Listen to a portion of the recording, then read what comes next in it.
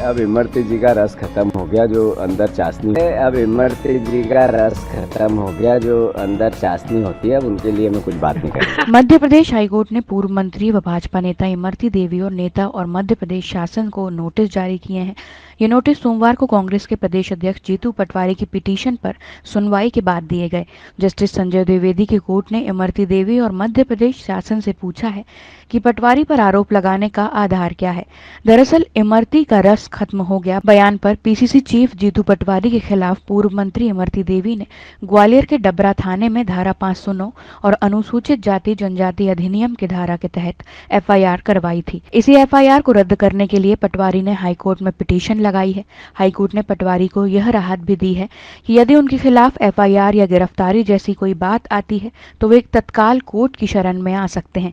बहरहाल अगली सुनवाई 2 जुलाई को होगी। जो स्टेटमेंट दिया गया है मीडिया को, उनसे उनकी लज्जा भंग हुई और यह जो स्टेटमेंट है इससे SC/ST एक्ट के भी प्रोविजन अट्रैक्ट होते हैं और पुलिस द्वारा प्रथम सूचना रिपोर्ट भी दर्ज कर दी गई। इस एफआईआर को हमारे द्वारा 482 की पिटीशन फाइल करते हुए चैलेंज किया गया, जिसमें हमने मुख्य रूप से यह कहा कि जीतू पटवारी जी द्वारा इस प्रकार से कोई भी स्टेटमेंट नहीं दिया गया है जिससे किसी भी महिला की लज्जा जो है वह भंग हो सके। एफआईआर में उन्होंने यह भी उल्लेख किया था कि जो स्टेटमेंट जीतू पटवारी जी द्वारा दिया गया है वह महिला के आंतरिक अंग के बारे में दिया गया, बल्कि अगर वो स्टेटमेंट जो जीतू पटवारी जी द्वारा दिया गया है उसे हम देखेंगे तो उन्होंने अपने स्टेटमेंट में किसी भी आंतरिक अंग के बारे में ना तो उल्लेख किया है ना ही उसके संबंध में कोई चर्चा की। यह जो एफआईआर है वह अगर उसे हम पूर्ण रूप से यदि देखते हैं तो वह एक असत्य घटना पर आधारित है, क्योंकि इस प्रकार का तो कोई स्टेटमेंट जीतू पटवारी ने दिया ही नहीं था और इसे तोड़ मरोड़ कर जो है वह पेश किया गया है सिर्फ और सिर्फ